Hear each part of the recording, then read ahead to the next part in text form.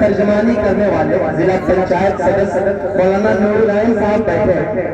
मैं एक शेर पढ़ता हूँ मौलाना, और आपकी लाइन में जो लोग बैठे हैं, मैं तो सोच रहा था कि मुझे कौन सा ऐसा शेर पढ़ना है जिसमें तौकी भाई का हवाला नहीं है। माशाल्लाह आप भी दिख रहे हैं, आप दोनों और आपके बीच में जो 3 लोग बैठे हैं, सबकी दुआएं चाहता हूँ। अगर आप लोग वहां जा चुके हो लखनऊ में उस जगह पे, बुरा लगे तो माजूर, मगर फिर भी मुझे वो शेर पढ़ना है इसमें।